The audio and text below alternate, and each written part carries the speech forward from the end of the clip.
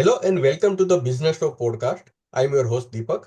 I'm delighted to welcome Michael Schrage, Research Fellow at the MIT Sloan School of Management's Initiative on the Digital Economy and Visiting Fellow at Imperial College London as our esteemed guest on today's podcast episode. Michael's work explores how models, prototypes, and metrics shape innovation strategies with a strong focus on the behavioral economics behind managing risk and opportunity. An award-winning author, Michael has written several influential books, including The Innovator's Hypothesis, Who Do You Want Your Customers to Become, and Serious Play. His book Recommendation Engines is part of the Essential Knowledge series. Michael has advised and led executive education programs on innovation, experimentation, and strategic measurement for organizations worldwide. His latest research dwells into Salesware technologies, digital tools designed to enhance individual productivity and expertise. He is particularly interested in how expertise, advice, and human agency will evolve as technology becomes more intelligent than its users. Previously, he was a Merrill Lynch Forum Innovation Fellow and led the Merrill Lynch Innovation Grants competition, supporting doctoral research globally. An active angel investor in digital media and machine learning startups, Michael has also been a highly read blogger for Harvard Business Review. His insights have appeared in MIT Sloan Management Review, Fortune, Financial Times, the Wall Street Journal, Nikkei Asia, and Communications of the ACM, among others.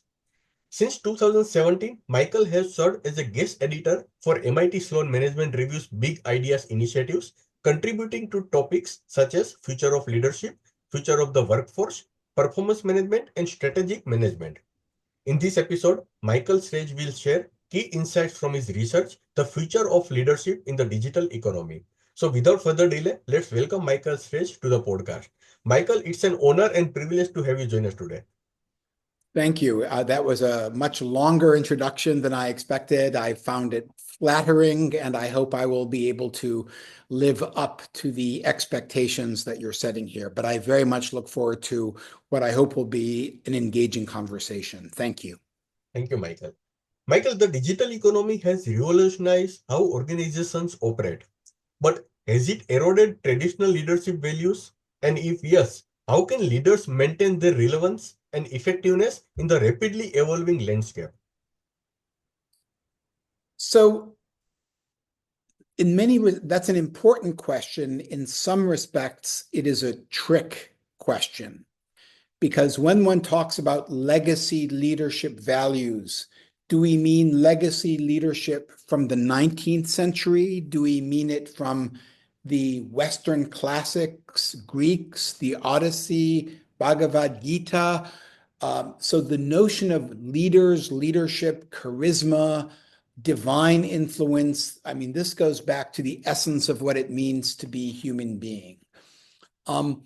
I believe that not just for political reasons, but for technological reasons, and yes, economic reasons, we need to fundamentally revisit what leadership can and should mean. I myself, my bias, and I want to be clear here, I take leadership seriously, but that is not the focus of my study. That is not the focus of my research. I see leadership as a means to an end. What is it that we're really trying to accomplish here? Now, you have people like Abraham Zalesnik, who draws, the late great Harvard professor, who draws distinctions between leadership and management. I believe technology further blurs the line between what constitutes inspirational leadership and what constitutes competent, detail-oriented, get the work done management. Let's step back. I think one of the most important ways that leadership is changing is large language models become mentors and coaches for affective leadership.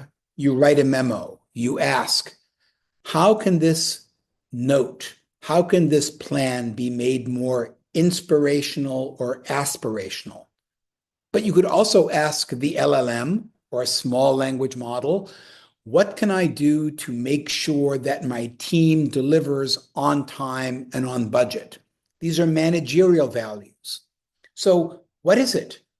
Are you more leadership values driven or management value driven? Are you using your artificial intelligence to make you more efficient, effective, output oriented, or outcomes oriented? This is a long-winded answer, but the fundamental point is the notion of what does it mean to be a leader has to change.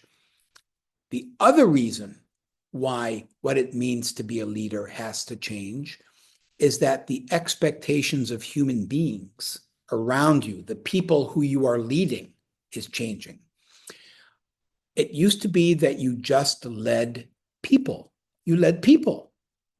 Now you're leading people who are always looking at their phones or using phones for advice or sending texts in a meeting.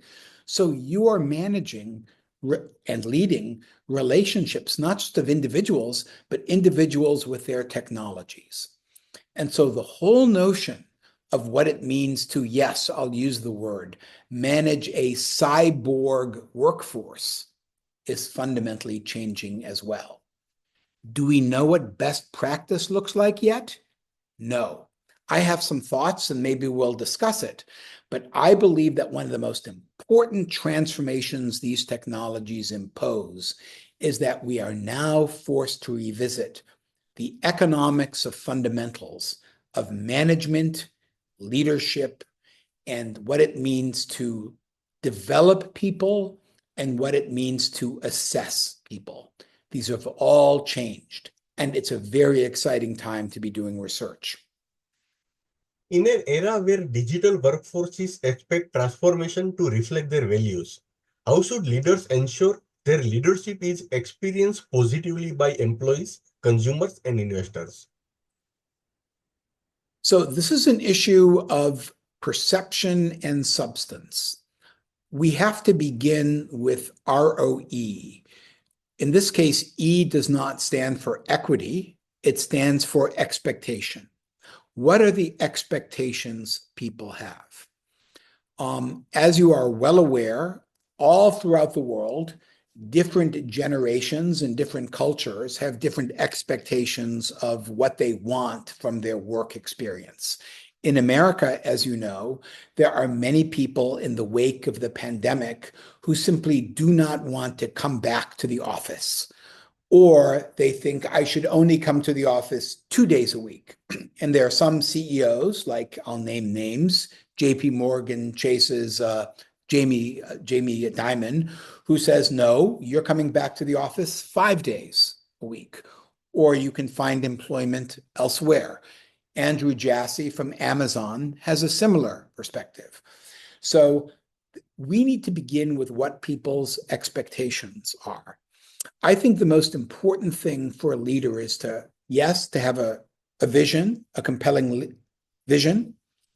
But the second most important thing is to make sure that the kind of people they attract and hire and cultivate and invest in, that those people want to align with that vision, that they are motivated to align to that vision. This is why, by the way, so many leaders look to sports, professional sports. They're looking for not just talented athletes, but motivated athletes.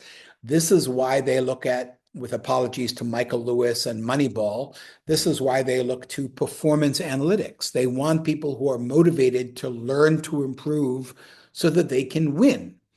So again, what is the fundamental change now than before digital transformation changed people's expectations? People are expecting you to lead by example. How do you use these technologies to improve yourself, to invest in other people, to align and better articulate the mission, the vision, the deliverable, the outcome, the goal? I think the people side of the equation is always the most challenging side of the equation. But here's my belief. My belief, and this I think makes me different from a number of people with who I work in academia and in the business community. I think increasingly people will use, leaders will use, managers will use, employees will use technologies not just to perform better, but to amplify and multiply their strengths and to minimize and better conceal their weaknesses. So we're no longer just dealing with the whole person. We're dealing with how people choose to use technology to define and project themselves in the workplace. Again, fascinating to me. Your research suggests that leadership must balance effectiveness with affective leadership. What are some Yes. practical ways leaders can authentically embrace purpose, transparency, and empathy in digital environments? Again, as much as I like the question, it is a trick question. Let me give you my favorite example of this. People talk about the importance of authenticity. It's very important to be authentic. And of course, one should never fake authenticity.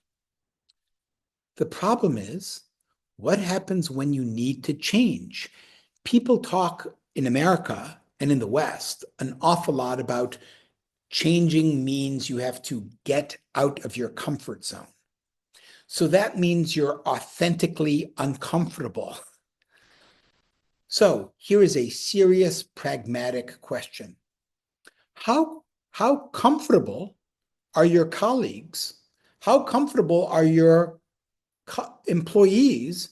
How comfortable is your board if you're out of your comfort zone? So this is not just an issue of the individual themselves.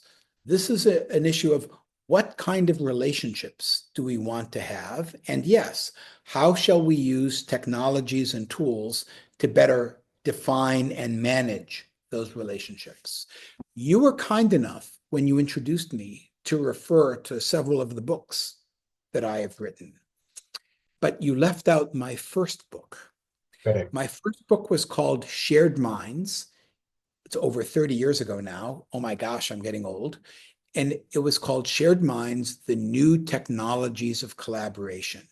And this was just as the internet was catching hold and gaining purchase. And my focus, my interest was, how does technology become a platform for collaboration? Like Watson and Crick in the discovery of the double helix, or Braque and Picasso in Impressionism. I was in Nouveau. The Impressionists were also artists. Wozniak and Jobs, and Hewlett and Packard in technology. I was very, very interested in the nature of collaborative relationships. But what's the key point? The key point is the relationship is what mattered. And the technology was used not just to amplify and enhance the individual, but to amplify and enhance the collaborative and creative intersection of individuals. So again, long-winded answer, but the point is, what kind of relationships? What constitutes a healthy relationship? And increasingly, I believe that technology is going to play a role in defining healthy relationships. Part of my unhappy proof is many people use social media, and it's very clear that they have unhappy relationships. Are they being followed? Are they being unfollowed? Are they paying too much attention to impressions and clicks and swipes or not? So again, we need to revisit the fundamentals of what do healthy, productive relationships look like. For me, and this goes right back to the question you asked, there are effective relationships and affective relationships. Effective relationships are what are we producing? How efficiently and effectively are we producing it?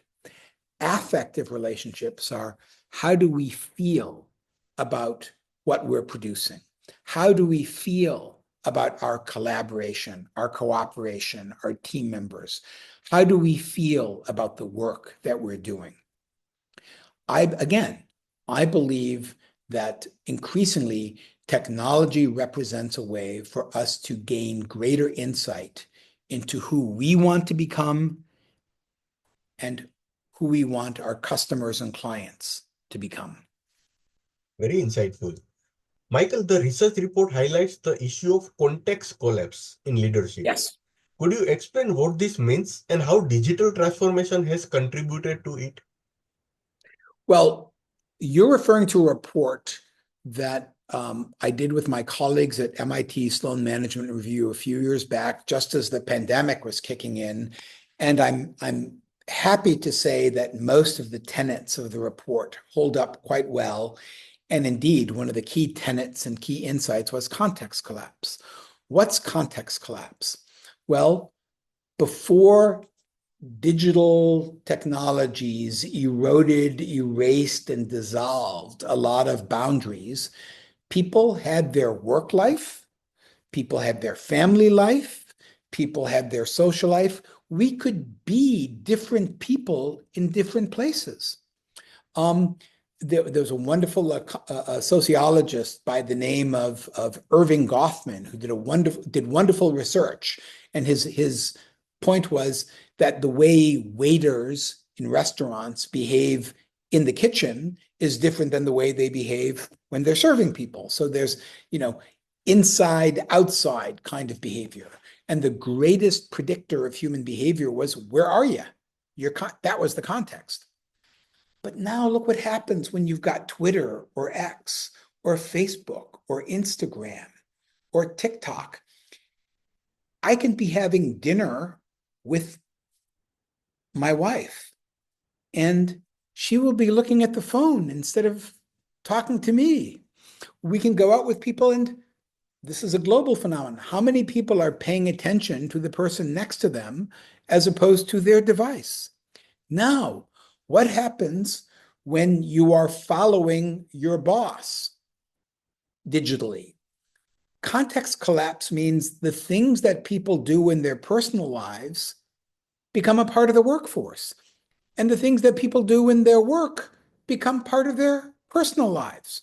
So a nurse who says very mean, vulgar, and hurtful things on her Twitter, if this is discovered, there may be people who do not want to be treated by that kind of a nurse or that kind of a doctor. So the context of how and where and why we lead separate aspects of our lives is gone. And one of the reasons why I really like your asking that question is so many people care about work-life balance, but context collapse is a punch in the face to work-life balance. So again, all these questions, the whole notion of who you really are, depending upon where you are, that has been dissolved by digital technology. And yes, to go right back to the beginning of the conversation, this poses enormous challenges for leaders and leaders as they grow more familiar with the people they work with. Fantastic. Michael, many organizations struggle with integrating purpose into their leadership approach. What strategies can leaders use to credibly and authentically make purpose a core organizing principle? I love that question. I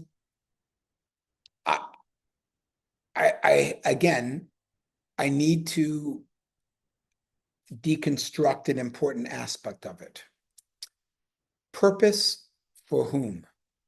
Purpose for the enterprise at large?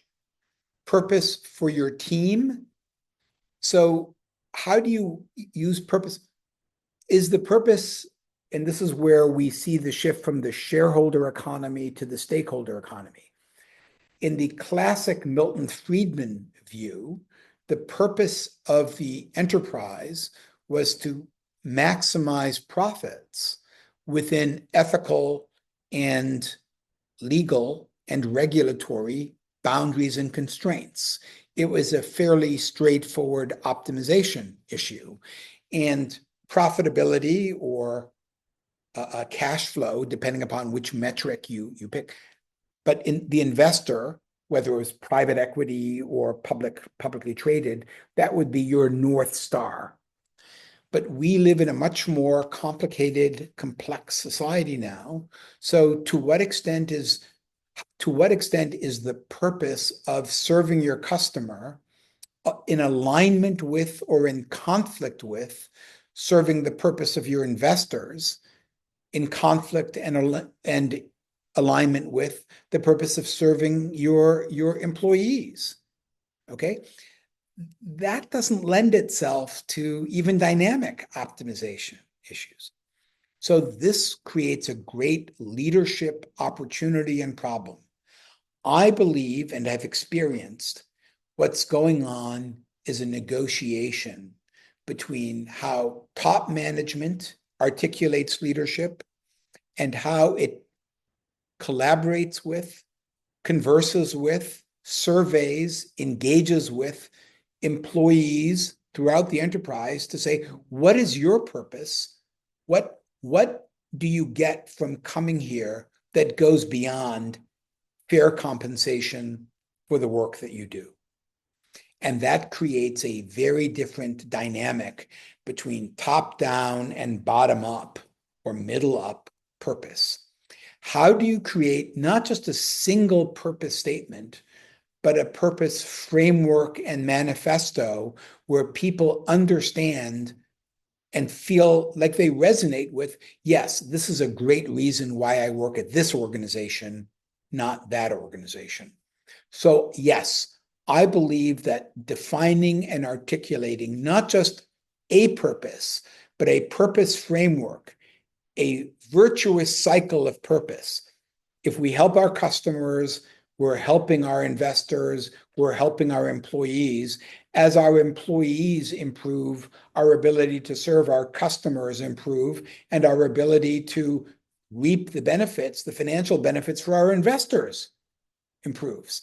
How do you create a virtuous cycle? These, or the Amazon phrase, is a flywheel. This is, I think, purpose is increasingly essential to that.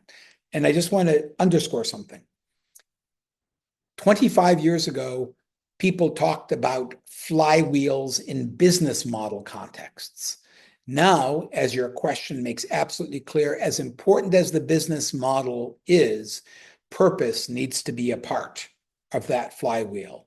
Purpose needs to be a part of that virtuous cycle. How can leaders leverage data, analytics, and affective digital dashboard to improve their self-awareness and decision-making? Well, that's the easy question. I mentioned performance analytics, Moneyball, earlier. I think one of the, if you were to ask me a slightly different question, which is, what is, Michael, when you work with organizations, when you work with executive ed students, what is one of your greatest frustrations? I would say one of the two answers I would immediately give you is that there are too many senior executives, top executives, who don't understand or appreciate data as an asset. They see data as something that you use to help analyze and solve a problem or explore an opportunity. But when you ask people, do you see data as an asset? They say yes. And then when you ask them, okay, if data is an asset like people or real estate or capital, what's your return on that asset? How do you measure the return on that asset? They don't have an answer. There is no ROD, return on data, KPI that they use. So I believe that as important as data is for understanding these things, we need to take, most organizations need to take a much more, they need to see data as an organizing principle for decision, not just something that we use to inform intuition or inform what we think our understanding of the customer or the problem or the market or the product or the user experience is. Data, there's in cooking, there's this notion of data as a spice, as an ingredient, or as the whole meal. I think that the better instrumented your enterprise is, the more you holistically you view user experiences, customer experiences, who do we want our customers to become, the more important it is to treat and see data as really the essential part of what we're creating, a driver, an enabler of that. That data is the ingredients and analytics are the way you cook it, and how you serve it up as something that can be created and consumed in the marketplace. Michael, you introduce a NPS-like metric as a simple Yes. yet powerful way to gauge leadership engagement. How does this work, and why is it essential for leaders in the digital age? Well, it's funny that you ask about NPS, because as you asked earlier, you were talking about, this research that we had done about alignment in the workforce, and this was the challenge in COVID, et cetera. And one of the things that we discovered is that people really did care a lot about purpose in organizations. And this began as a joke, because on the customer side, so many organizations were curious about or committed to NPS being the Net Promoter Score. Which of your customers are evangelists for you? Which of your customers are your champions? Which of your customers shrug their shoulders, and which of your customers badmouth you? And so I wanted an NPS around purpose. Fortunately, purpose begins with P. So NPS, what are the questions? Do you feel aligned with the purpose of your organization? And secondarily, if you do, would you recommend to other people, just like the Net Promoter Score, would you recommend to other people that, yes, this is the kind of organization that you should consider working for if this is the purpose that matters to you? So I've always been interested in measurement and metrics.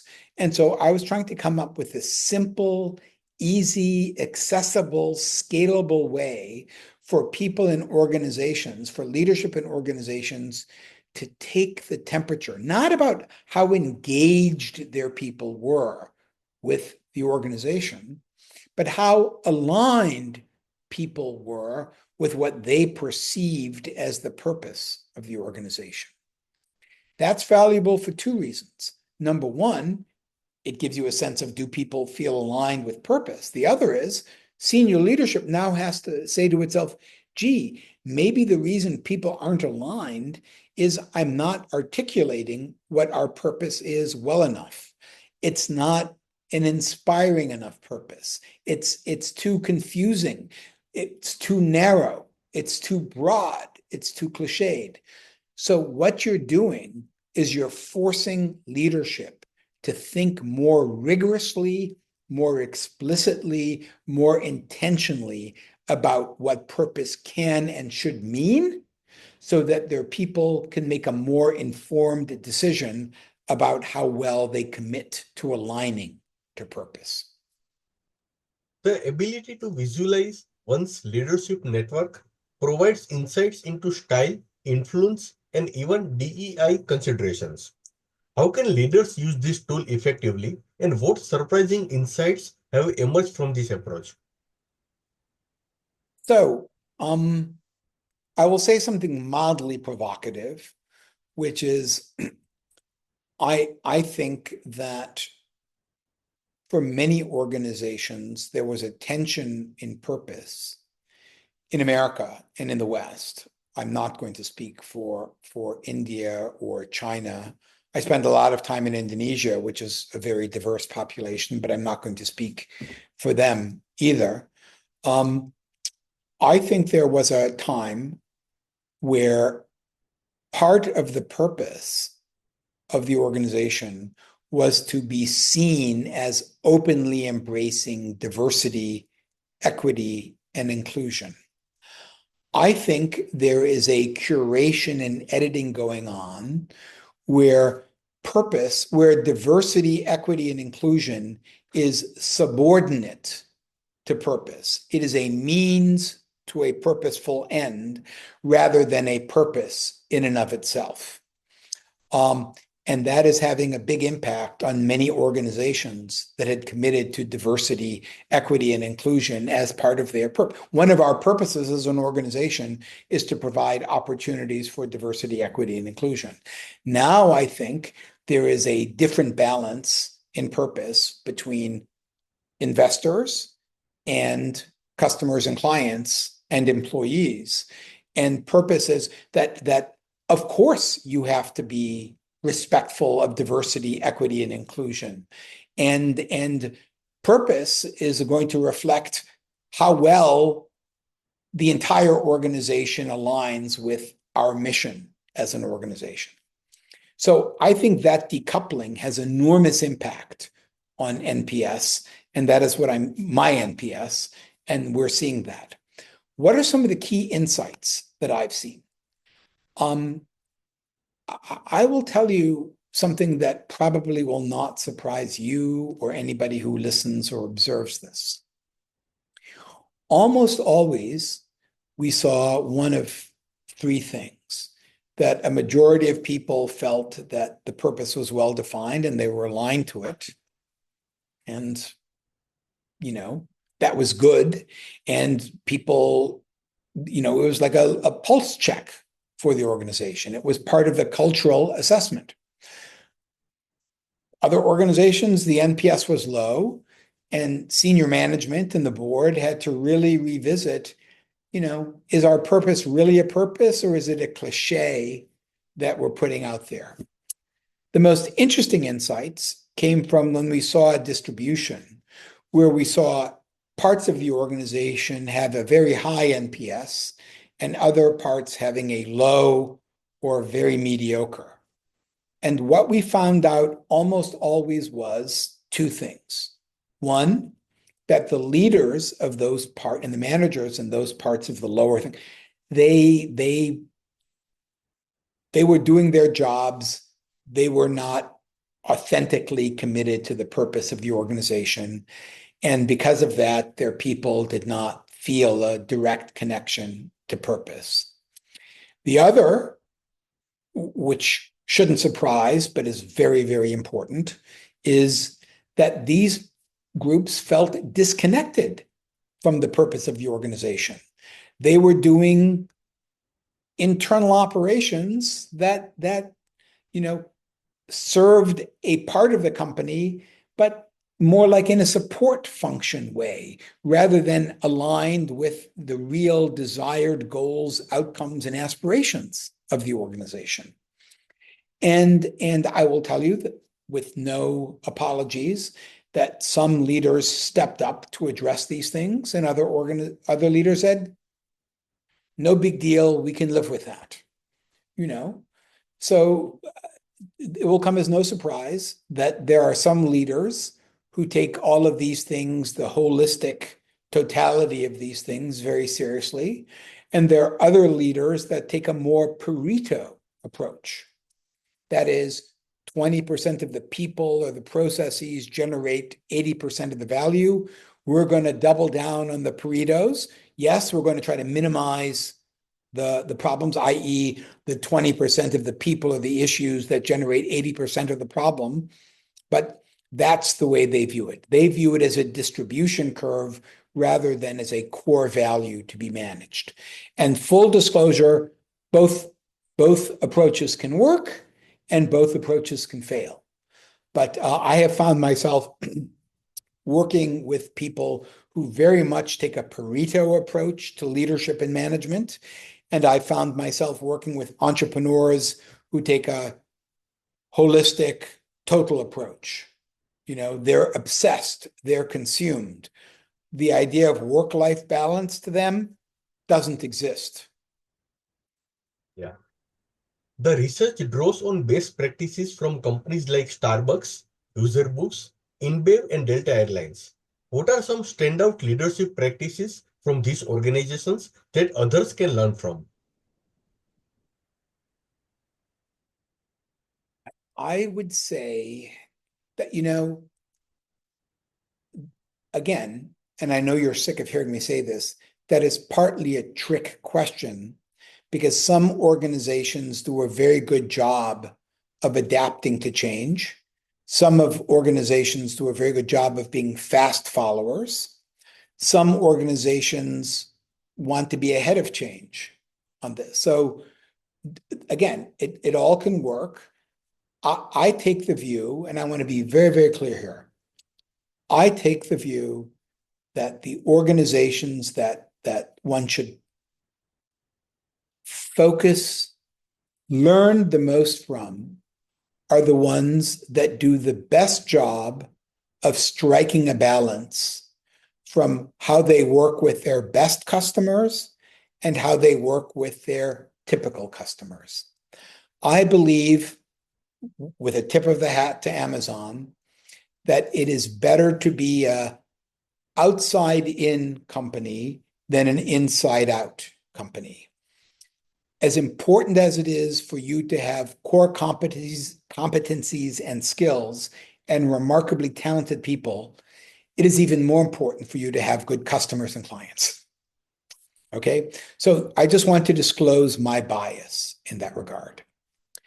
If there is a single thing that discriminates the reliably high-performing companies from the not as reliably performing companies, it is the reliably high-performing companies are always learning from their best customers, their typical customers, and their worst customers. And I want to go in reverse order. In terms of their worst customers, i.e., it's more expensive to serve those customers. Is it something that we're doing, or should we get rid of them as customers? Okay? Should you fire your customers? You fire underperforming employees, maybe you should fire underperforming customers. Okay?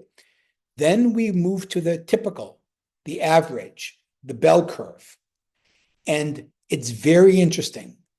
They want to learn which of their customers are going to be regular and loyal, but that's all they're going to be, and which of the customers can be upsold or learned from or become a top-tier customer. And of course, the best customers, how can we innovate with them, from them, for them? How can we get them to pay a premium and acknowledge that premium? What can we learn from them that we can sell and repackage to our median and typical customers? So the key thing is they're intent on learning from their customers. I want to make this, it's not delighting their customers or pleasing their customers. The first thing is learning from their customers. Then they differentiate, learn to delight, learn to please, learn to innovate, learn to collaborate. But the key variable is the learning. And the best conversations I have is around what aspects of that learning is formal and informal. And then to create the continuity with your earlier question, how does that learning get turned into data and analysis? Excellent. Michael, my last question. Looking ahead, how do you see leadership evolving in the next 5 to 10 years? And what skills and mindset will be essential for leaders to thrive in an incredibly digital and data-driven world? So I'm going to say something I hope is contrarian in this regard. The research that I'm doing now focuses on this hypothetical scenario. What happens when you're in the workplace and all of your devices are smarter than you are? What does it mean to lead people and devices who are all smarter and more knowledgeable than you are? Does it require you to be more affective, a better listener, a better facilitator, a better translator, a better interlocutor, a better articulator of a vision, a better interpreter of a vision? I believe, I talked about the importance of learning. I believe that one of the most important affective and effective skills, capabilities, tomorrow's leaders, and when I say tomorrow, I mean in your 5-year time frame, I think humility is going to be key. I'm at MIT. Virtually everybody I work with is really, really smart. The majority of people I work with are smarter than I am. Why do they like working with me? I will give you a selfish and self-serving answer. I think they like working with me because of the way I listen to them and ask them questions and collaborate with them, make them feel smarter and more capable and more competent. I'm not by nature a humble guy or have a lot of humility, but I have to respect their greater capabilities, greater knowledge, and greater intelligence. And that respect comes through. I believe that this is going to be the new balance between effective and affective innovation and customer service. We're going to be working with tools and technologies that are much smarter than we are. How do we translate that smarts and intelligence into new value that people welcome? I don't think you're going to do that by being arrogant. I don't think you're going to do that by being self-assured. I think you're going to do that by being humble and letting the evidence, letting the experience, letting the design, letting the innovation, letting the prototype speak for itself. Excellent. Listeners, as we wrap up this insightful conversation, I want to extend my heartfelt gratitude to Michael Schrage for joining us today. His deep expertise in innovation, behavioral economics, and digital transformation has provided us with invaluable perspectives on the future of leadership in the digital economy. Thank you, Michael, for sharing your wisdom and for an engaging discussion. It has been an honor and privilege to have you on Business Talk. The honor and privilege has been mine, and I very much appreciate the opportunity and look forward to whatever feedback we may get from this. Thank you so much. Thank you.